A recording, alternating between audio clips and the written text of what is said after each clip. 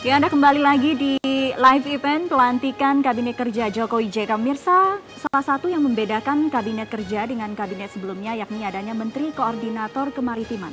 Keberadaan dan tugas Menko Kemaritiman diprediksi tidaklah mudah karena saat ini ketidakpercayaan antara lembaga dan kementerian cukup tinggi. Keberadaan Kementerian Koordinator Bidang Kemaritiman sangat penting karena sektor ini harus mengkoordinasikan lintas kementerian dan lembaga. Dalam hal pengawasan saja, setidaknya total terdapat 12 kementerian dan lembaga yang terlibat. Belum lagi dalam hal kegiatan ekonomi. Paling tidak Menko Kemaritiman membawai Kementerian Perhubungan, Kementerian Kelautan dan Perikanan, Pariwisata dan ESDM. Menko Kemaritiman nantinya punya tugas penting mengintegrasikan urusan laut dan mengambil kebijakan yang efektif. Selain juga membangun kepercayaan antar lembaga dan kementerian terkait. Bisa membangun trust satu sama lain. Trust itu apa? Karena apa? Karena sekarang antar kementerian dan lembaga yang di bidang laut saling tidak percaya. Ada mutual distrust. Nah, mereka jalan sendiri karena tidak saling percaya. Nah, oleh karena itu kalau kita bisa membuat Menko Maritim dan kemudian dia punya kredibilitas, kemudian di mata menteri-menteri yang di bawahnya, kemudian yang kedua dia mampu mengkoordinasikan, ya, kemudian yang ketiga ya dia punya visi yang jelas, target bersama, common interest, target bersama untuk mewujudkan gagasan Pak Jokowi. Tantangan terberat Kementerian Koordinator baru ini mengatasi pencurian di sektor perikanan, tambang, dan minyak.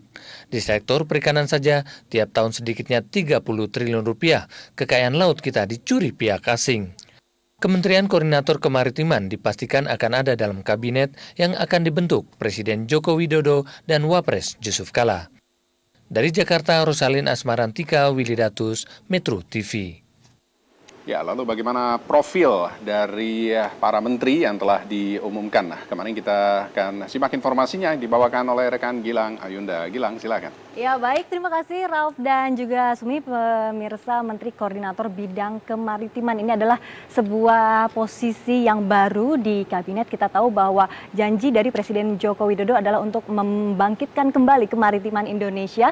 Seperti kutipan pidatonya yang mengatakan bahwa kita sudah terlalu lama memunggungi samudra. Dan ini saatnya menjadi tantangan bagi Menteri Koordinator Bidang Kemaritiman yang akan menjalankan tugasnya 5 tahun ke depan. Menteri Koordinator Bidang Kemaritiman ini adalah satu dari 4 Menteri Koordinator selain Menko Polhukam, Menko Perekonomian dan juga Menko Pembangunan Manusia dan Kebudayaan. Dan ini juga salah satu dari 19 posisi menteri yang berasal dari kalangan profesional. Kita akan lihat langsung bagaimana sosok Menteri Koordinator Bidang Kemaritiman.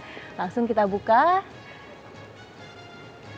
Ya, ini dia Menteri Koordinator Bidang Kemaritiman Indroyono Susilo. Lahir 27 Maret 1955, yang mana Indroyono menempuh pendidikan S1 di Institut Teknologi Bandung, jurusan Teknik Geologi tahun 1979, dan kemudian melanjutkan S2 di Universitas Michigan Amerika Serikat dengan mengambil jurusan penginderaan jauh tahun 1981 dan juga melanjutkan S3 di Universitas Iowa Amerika Serikat untuk jurusan geologi penginderaan jauh tahun 1987. Nah, ini menarik banyak sekali sepak terjang yang juga sudah dilalui oleh Indroyono Susilo. Terakhir, Indroyono Susilo ini berada di Dirjen United Nations Food and Agricultural Organization di Perserikatan Bangsa-Bangsa dari tahun 2012 hingga sekarang, dan sebelumnya juga sempat di Sesmenko Kesra tahun 2008 hingga 2011, dan juga pegawai BPPT tahun 1987. Ada sejumlah penghargaan yang sudah diraih oleh Indroyono Susilo, diantaranya Sarwono Prawiro Harjo 8 dari LIPI tahun 2009, yang mana penghargaan ini diberikan LIPI kepada mereka yang telah berjasa atas pengabdian dan juga prestasinya yang sangat berharga dalam mengembangkan ilmu pengetahuan serta dedikasinya yang tinggi dalam upaya pemasyarakatan dan pemanfaatan ilmu pengetahuan untuk menjawab isu-isu aktual strategis yang sedang berkembang di masyarakat. Dan selain itu juga ada penghargaan lainnya, Satya Lencana Dwija Sista RI tahun 2003 dan juga Adi Cipta Rekayasa tahun 1993. Nah, kita akan mengenal lebih jauh sosok Indroyono Susilo. Kita akan langsung bergabung bersama rekan Yasir Nene Ama yang saat ini sudah bersama Menko Bidang Kemaritiman Indroyono Susilo. Yasir, bagaimana persiapan yang sudah dilakukan jelang pelantikan ini dan apa sebetulnya yang akan menjadi prioritas kerja dalam menjalankan tugasnya sebagai Menko Bidang Kemaritiman nanti?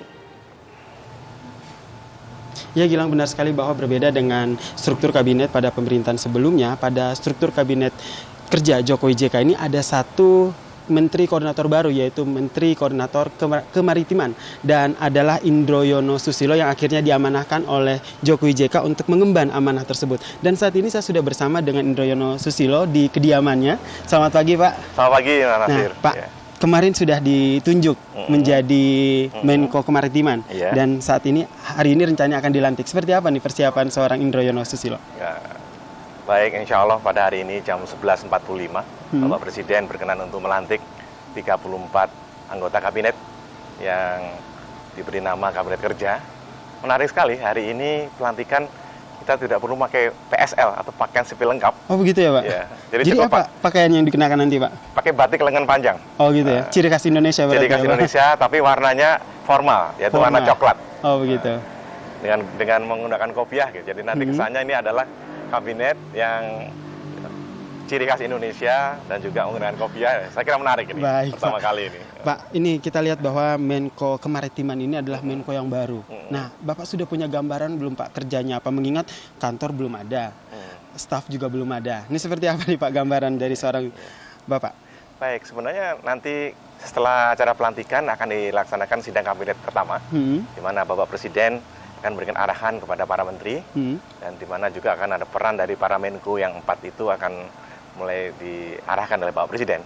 Namun sebenarnya kita bisa melihat juga apa yang merupakan visi dari Bapak Presiden selama masa kampanye dan juga yang beliau sampaikan waktu mengucapkan sumpah pada hari Senin minggu lalu, di mana ingin mengangkat poros maritim Indonesia sebagai poros maritim dunia, dan kita tidak boleh membelakangi laut lagi, karena kita harus menggunakan laut sebagai serambi depan kita. Oke, Pak. Memang betul, karena suka tidak suka, mau tidak mau, Indonesia adalah negara kepulauan terbesar di dunia, dengan jumlah pulau lebih dari 13.400 pulau, dengan panjang garis pantai lebih dari 81.000 km, dan dengan potensi yang luar biasa, baik sumber daya hayati, sumber daya non-hayati, maupun sumber daya non-konvensional. Baik, Pak.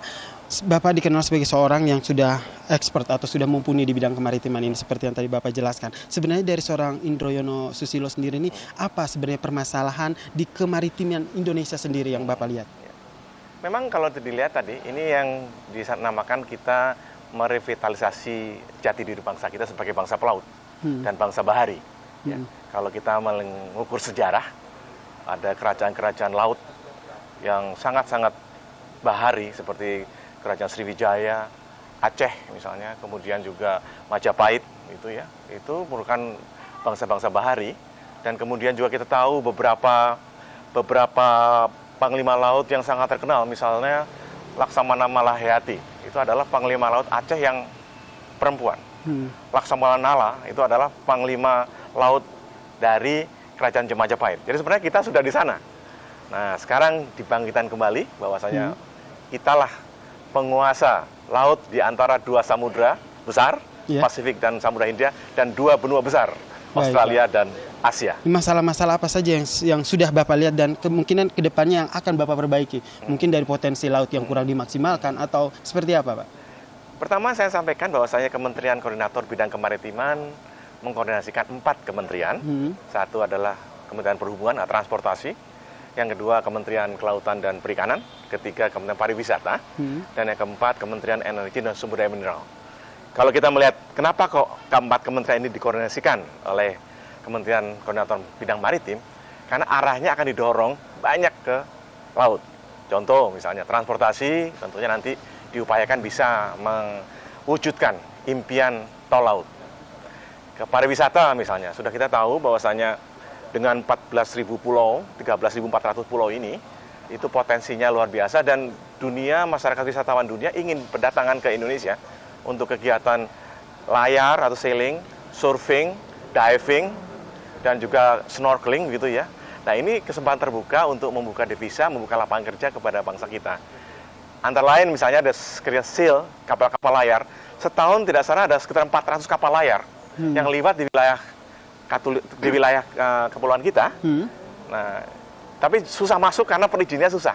Oke, nah, birokrasinya agak susah ya, Pak. Kementerian Koordinator inilah antara lain birokrasi dari perhubungan, dari kelautan perikanan, mungkin dari Kementerian Pertahanan, Mabes TNI bisa digabungkan sehingga kapal-kapal itu bisa lewat di kepulauan kita, menikmati laut dan terumbu karang kita yang indah dan mampir ke wilayah-wilayah kita sehingga bisa memasukkan devisa kepada masyarakat pesisir. Baik Pak, berarti memang salah satu masalah yang akan dihadapi adalah masalah birokrasi yang dengan koordinasi yang baik itu akan diselesaikan ya Pak. Bapak juga sebelumnya ini bekerja di FAO, Badan Pangan Dunia nih. Betul. Di sana sudah cukup lama dan sudah mengalami kultur kerja yang berbeda tentunya dengan Indonesia. Apa nih yang akan disampaikan ataupun akan disalurkan kepada pemerintahan ataupun di kabinet yang maksud saya di kementerian yang nanti Bapak pimpin? Jadi saya bergabung dengan Food and Agriculture Organizations, markasnya di Roma, itu sejak Desember 2012. Jadi kami dipanggil pulang. Kebetulan pada hari Sabtu kemarin, minggu lalu, kami ditelepon oleh tim dari Bapak Presiden untuk segera kembali ke Jakarta dan pada hari Selasa sore kami menghadap Bapak Presiden, mendapatkan arahan dari beliau mengenai poros maritim dunia tersebut. Dan tentunya harus kesempatan ini juga membawa berbagai pengalaman yang ada, baik di dalam negeri maupun di luar negeri. Khusus yang dari luar negeri FAO, salah satu yang kami lihatkan adalah budaya kerja yang modern dan efisien. Itu yang akan nantinya akan disalurkan ke antara lain, kerja karena nanti. Sudah terang, salah satu yang menarik Kementerian Koordinator Bidang Kemaritiman itu kementerian baru, tidak punya kantor, tidak punya staf gitu. Tapi kami akan buat satu tim yang kecil tapi kalau bahasa gaulnya kecil tapi cabai rawit. Seperti apa tuh cabai rawitnya nih Pak? Contoh, kan selalu kalau kita bilang kantor itu kantor gitu, gedung gitu. Ada satpamnya segala macam. Kalau kita nggak, kantor itu asal dianya internetnya bagus, wifi-nya bagus, bisa video conference, bisa teleconference, dengan suasana yang nyaman, itu sudah suatu kantor yang penting adalah outputnya dan outcome-nya. Efisien kerja untuk hasilnya optimal ya Pak ya? Karena untuk kami sekarang ini tugasnya adalah satu, menyiapkan kinerja kabinet kerja. Tapi kedua juga melaksanakan persiapan di internal. Oke, baik. Kantor menyiapkan pejabat-pejabat yang harus bekerja sana, yang salah satu kriteria sederhana, mampu bekerja modern, efisien, dan efektif. Oke, baik Pak. Satu pertanyaan terakhir nih Pak. Apa pesan yang ingin disampaikan kepada publik, mengingat ini adalah kementerian baru di Kabinet Kerja Jokowi JK ini Pak? Baik, tentunya kami mohon doa restu dan mohon bimbingan serta mohon monitoring dan pemantauan dari masyarakat. Mari sama-sama kita lihat programnya, mana yang jangka pendek, mana jangka menengah, dan mana jangka panjang. Itu harus dibuat secara tegas dan kelihatan hasilnya seperti apa. Karena mungkin Mas Nasi juga tahu, laut kalau tidak ada planning dan tidak ada pemberian nilai tambah, IPTEK misalnya, ya laut ya air yang biru saja. Gitu. Baik Pak. Itu. Ya Pak, terima kasih atas waktunya Pak. Dan Gilang, demikian perbincangan saya dengan Menko Kemaritiman yaitu Indro Yono Susilo, seperti yang tadi disampaikan bahwa semua program-program dan semua visi misi untuk mengedepankan kemaritiman telah disampaikan, namun tentu saja ini juga butuh dukungan dari kita sebagai masyarakat Indonesia. Untuk sementara kembali ke Anda di studio.